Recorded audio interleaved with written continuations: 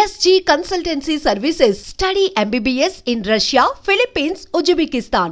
జీడిమెట్లలో జరిగినటువంటి అంజలి హత్య ఎంత సెన్సేషనల్ గా మారిందో మనందరికీ తెలిసిందే. ఇప్పుడు పోలీసుల విచారణను ఎదుర్కొంటున్నారు ఎవరైతే అంజలిని హత్య చేసినటువంటి శివ కావచ్చు, శివ సోదరుడు. అట్లాగే ఈ అమ్మాయి అంజలి వాళ్ళ పెద్ద కూతురు ఎవరైతే ఉన్నారో తేజస్విని, ఆమె కూడా ఇప్పుడు విచారణని ఎదుర్కొంటున్న పరిస్థితి. వీళ్ళందరూ కూడా మైనర్లే. ఎప్పుడైతే హత్య జరిగిందో, హత్య జరిగినటువంటి టైం నుంచి కూడా ఇప్పుడు ఈ కేసులో ట్విస్ట్ల మీద ట్విస్ట్లు అనమాట. అసలు ఈ శివ ఎవరు, శివ ఎక్కడివాడు, ఎట్లా పరిచయం అయిండు, ఎందుకింత హత్య చేసే అంత కోపం శివకి ఏముంది అనేటువంటి విషయాల్ని ఆరా తీసినప్పుడు యాక్చువల్లీ ఇప్పుడు ఈ పెద్ద కూతురు ఎవరైతే ఉన్నారో, అంజలి వాళ్ళ పెద్ద కూతురు ఎవరైతే ఉన్నారో 8 నెలల క్రితమే శివతోని పరిచయం ఏర్పడడం, ఆ తర్వాత ఆమె అనుకుంది, ఆమె ఫిక్స్ చేసేసింది అనమాట. అట్లాగే ఈ శివని పూర్తిగా ట్యూన్ చేసేసింది. ఇక లైఫ్ లో నువ్వే, నేను నీతో పాటే ఉండబోతున్నాను.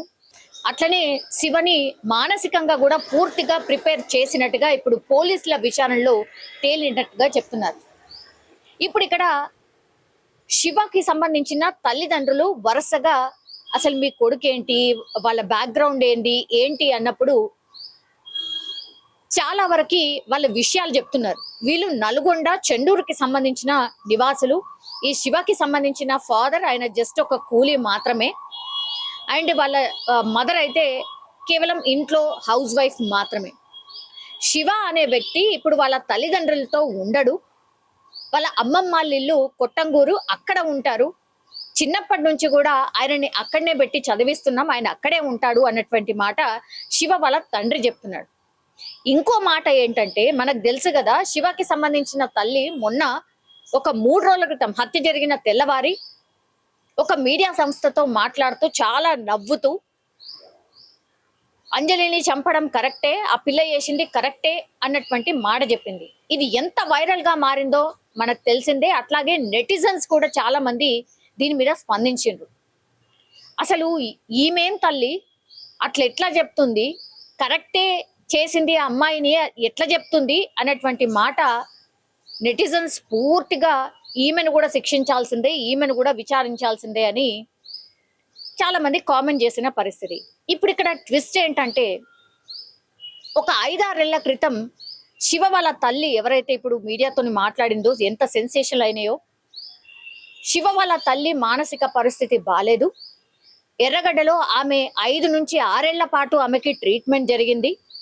ఆమె మానసిక పరిస్థితి బాలేదు. ఆమె ఏం మాట్లాడిందో ఆమెకు కూడా గుర్తుండదు, తెలియదు. ఆమె అట్లుందనే ఈ పిల్లల్ని అమ్మమ్మ వాళ్ళ ఇంటి దగ్గర చదివిపిస్తున్నాం, ఆమె దగ్గర కూడా పెట్టుకోలేదు.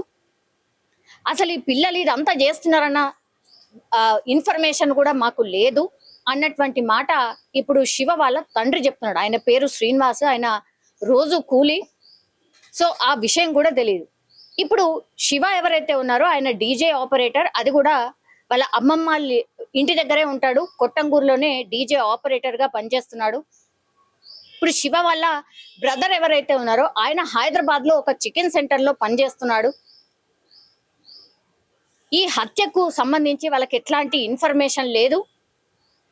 కానీ శివ మొన్న ఒక వారం రోజుల క్రితం ఎప్పుడైతే తేజస్విని తీసుకొని చెండూరుకి వెళ్ళిండో, చెండూరుకి వెళ్ళినప్పుడు 2 రోజుల పాటు వాళ్ళ ఇంట్లో ఉన్నప్పుడు కూడా తల్లిదండ్రి అసలు ఈ అమ్మాయి ఎవరు, ఎందుకు తీసుకొచ్చినావు, ఏంటిది, నువ్వు తిట్టిండ్రంట, ఆ తర్వాత తీసుకెళ్లి వదిలేసే, ఇది మంచి విషయం కాదు అని మందలించిండ్రట.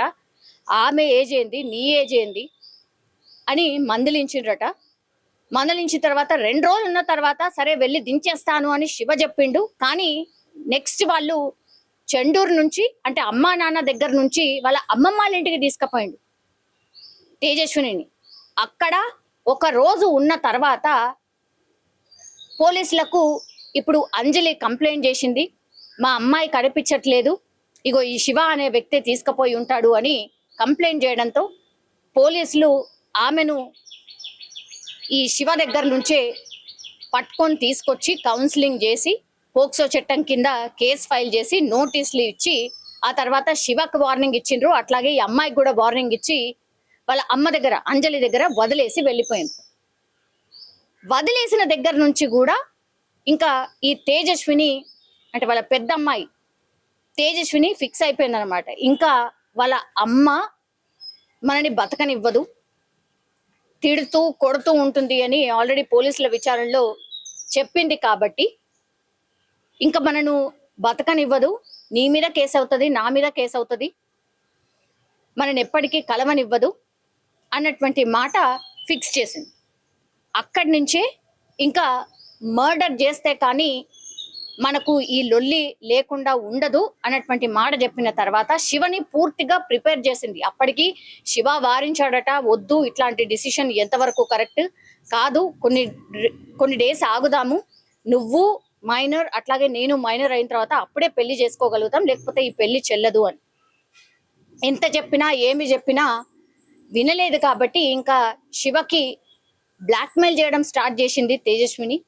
నువ్వు ఒకవేళ వచ్చి మా మమ్మీని చంపకపోతే నీ పేరు రాసి పెట్టి నేను ఆత్మహత్య చేసుకుంటాను, అప్పుడు నీ ఇష్టం అని బెదిరించడం స్టార్ట్ చేసింది. కాబట్టి ఇంకా తప్పనిసరి పరిస్థితుల్లో శివకి ధైర్యం సరిపోలేదు. అందుకని శివ పాపం వాళ్ళ తమ్ముడిని కూడా తీసుకుపోయి ఈ హత్యని చేసినట్టుగా పోలీసుల విచారణలో చెప్పినటువంటి మాటలు.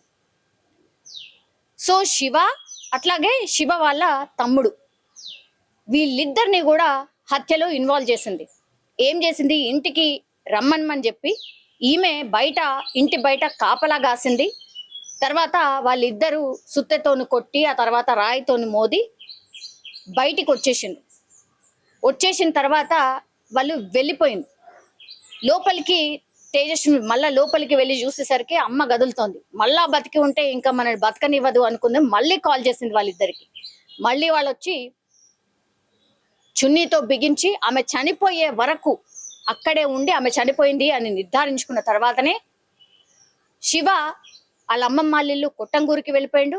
ఆ తర్వాత వాళ్ళ తమ్ముడు చికెన్ షాప్ సెంటర్లోనే హైదరాబాద్లోనే పనిచేస్తాడు కాబట్టి ఆయన యథావిధిగా చికెన్ షాప్ సెంటర్కి పోయి ఆయన పనిచేసుకుంటున్నాడు. సో పోలీసులు ఎంట్రీ చేయడం, ఆ తర్వాత ఇన్వెస్టిగేషన్ చేయడం, అక్కడ ఉన్నటువంటి అన్నిటినీ క్లూస్ సేకరించడం, ఆ తర్వాత తేజస్విని ఫోన్ తీసుకొని చూసినప్పుడు ఇవన్నీ విషయాలు బయటకు వచ్చినాయి. అప్పుడు శివ వాళ్ళ తమ్ముడు అసలు వీళ్ళేం ప్లాన్ చేసిర్రు పూర్తిగా సమాచారం సేకరించిన తర్వాత ఈ కేసుకి సంబంధించి ఆ తర్వాత ఏం జరిగింది అనేది మనందరికీ తెలిసిందే.